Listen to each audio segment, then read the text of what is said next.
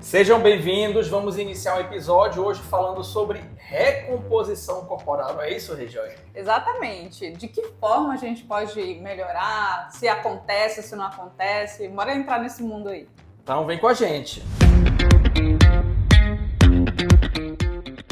Fala pessoal, estamos mais uma vez, eu aqui com a professora Regiane Abraim, nutricionista. Aqui é o professor Dilon. A gente vai falar sobre recomposição corporal, são algumas perguntas. E é um termo relativamente novo, né, Regiane, esse termo recomposição corporal. Ele não era utilizado antigamente, né? A gente não tinha esse termo na ciência. Hoje já tem bastante publicação sobre isso. O termo literalmente foi publicado, se eu não me engano, em 2020. Vai aparecer o artigo aí na tela para vocês. E o que significa recomposição corporal? Vocês estão vendo essas duas pecinhas aqui? É quando acontece de maneira simultânea aumento da massa muscular e redução da adiposidade, redução da gordura. Se isso acontecer de maneira simultânea, a gente pode denominar de recomposição corporal. Ou seja, atendi um aluno, foi lá com a nutricionista das estrelas, a Regiane, fez o treinamento de personal comigo, quando a gente reavaliou, ele ganhou 1 kg de massa muscular e perdeu 2 kg de gordura. E aí nós poderíamos afirmar que foi a recomposição corporal, no inglês Body Recomposition. E é engraçado, Dilon, porque antigamente a gente, além de não conhecer esse termo, desacreditava que isso fosse possível. Não, eu primeiro preciso emagrecer, eu primeiro preciso perder peso, ou massa corporal, né, essa diminuição da minha massa corporal, para que eu possa ganhar massa muscular. E aí, quando eu digo isso ainda para os meus pacientes, quando chegam com o objetivo de emagrecimento, eu explico, não, bora fazer as duas coisas ao mesmo tempo. É difícil, exige o que a gente vai falar daqui a pouquinho, muitos detalhes, mas não é impossível. E só para a gente dar uma relembrada, quando a gente fala de gordura e de músculo, são tecidos que têm uma densidade diferente. A densidade da gordura fica próxima de 0,9. E se você colocar essa peça aqui na água, ela vai o quê? Flutuar. E a densidade do músculo é de 1,1 aproximadamente. Isso pode variar um pouquinho na literatura. E se a gente colocar essa peça na água, ela vai afundar. E eu descobri que eu sou o que, Regiane? Um verdadeiro submarino. Não, de submarino explodiu. Obrigada. Bem-vinda. Obrigada, que honra. Olha a tragédia. Eu sou a pura massa muscular, isso que eu quis dizer. Então fechamos a ideia de recomposição corporal. Mas falando de exercício, para que ocorra a recomposição corporal, tem algum exercício que seja mais eficaz que o outro? E com base na literatura, é interessante que você pratique uma atividade de alta intensidade, intensidade moderada para vigorosa, que seria alta, mas também a boa e velha musculação. Porque não adianta você praticar apenas o treinamento de endurance sem a musculação. E os artigos sustentam hoje que a melhor combinação seria o treinamento combinado. Você fazer força e o aeróbico, seria força e endurance. E aí tem mais possibilidade, não é que vai acontecer, mas aumenta a possibilidade de ocorrer a recomposição corporal. Porque não é a única variável que leva-se em consideração. É o quanto de tempo que tu és ativo durante todo o teu dia, durante as 24 horas do teu dia, o quanto que tu se alimenta adequadamente, se tu coloca as variáveis da tua alimentação de uma forma mais qualitativa. A quantitativa também é importante, exige aí um déficit calórico. E a gente conversa sobre isso agora, né, Odilon? Que seria a próxima pergunta, a relação da nutrição com a recomposição corporal. Regiane, tem alguma recomendação com relação aos macronutrientes para que ocorra, pelo menos aumente a probabilidade da recomposição corporal? Atualmente, eu estou trabalhando muito com a taxa metabólica basal por conta da calorimetria indireta que me dá essa informação mais precisa. E aí, quando eu tenho a taxa metabólica basal, eu fujo dessa diminuição de calorias muito exacerbada, né? Por mais que a pessoa, por exemplo, obesa, ela chega aqui com uma obesidade, e aí dá uma taxa metabólica basal mais alta, ou seja, o gasto energético dela também vai ser mais alto, e aí eu sugiro para ela uma alimentação. Ela vai dizer, nossa, aqui é muita coisa, eu não vou emagrecer comendo tudo isso. E pelo contrário, a gente leva em consideração um déficit calórico de pelo menos 500 quilocalorias ou até 500 quilocalorias, pode ser menos do que isso, para que também esse cuidado na hora de fazer o déficit, que não chegue, não ultrapasse a taxa metabólica basal.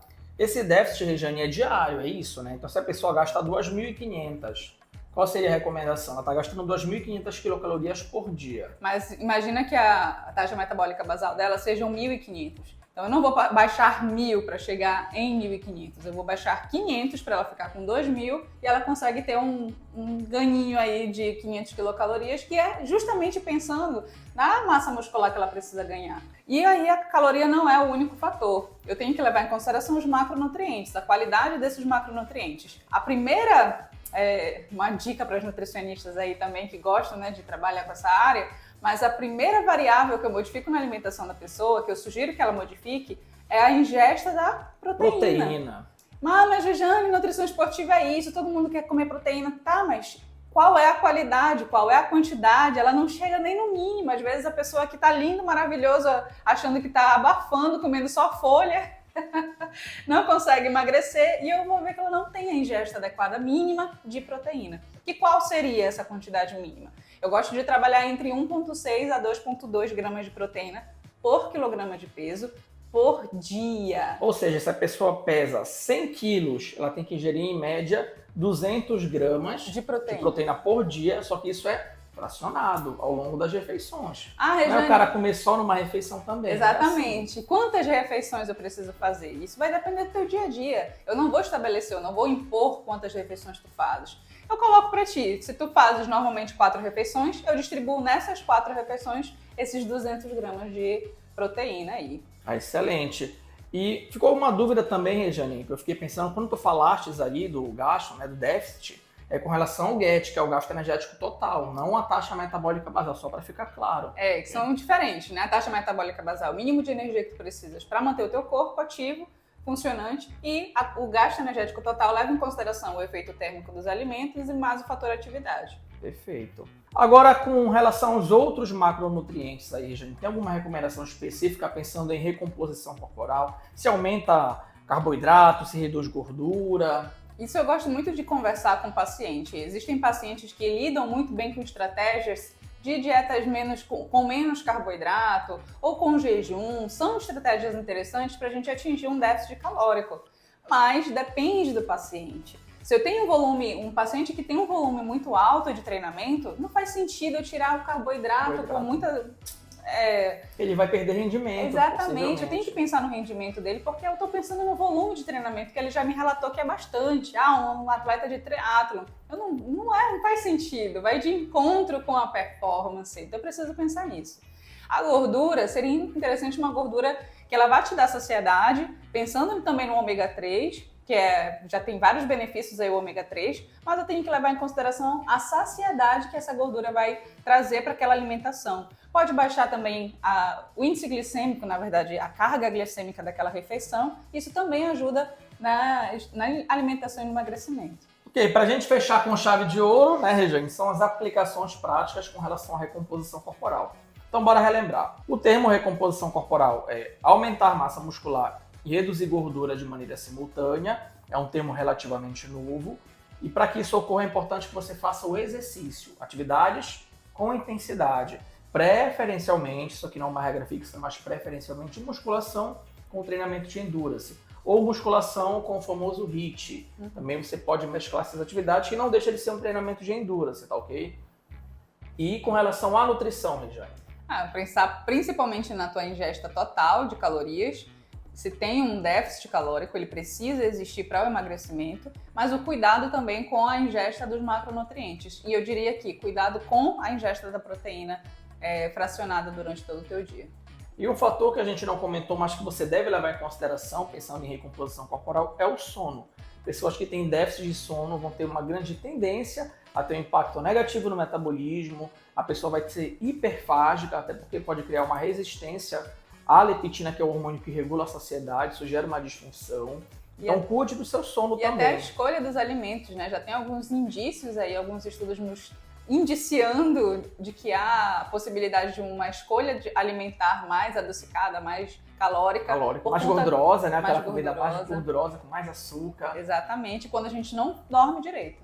Então é um impacto tecnicamente global, porque você vai render menos no treino, você não vai ter, né, aquela famosa síntese proteica, o balanço nitrogenado positivo, você vai comer pior, e vai dificultar a questão comportamental também. Então são variáveis aí que se você não regular Antes o sono... de fechar, Juliano, só uma queria delas. deixar um detalhezinho aí. Que quando a gente vai no nutricionista, geralmente a pessoa ela tem um receio, né? Eu vou parar de comer, ele vai parar de prescrever as coisas que eu gosto de consumir. E não é dessa forma.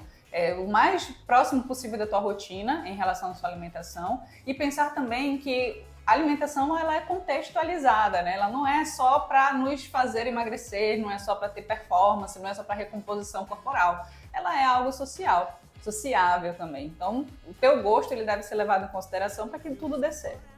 Excelente. E se vocês tiverem dúvidas, coloca onde, Regiane? Nos comentários. E aquele recado muito importante para você compartilhar essa aula. Até a próxima. Tchau, tchau. Abraços. Não, então deixe viver, deixe ficar, deixe estar como está.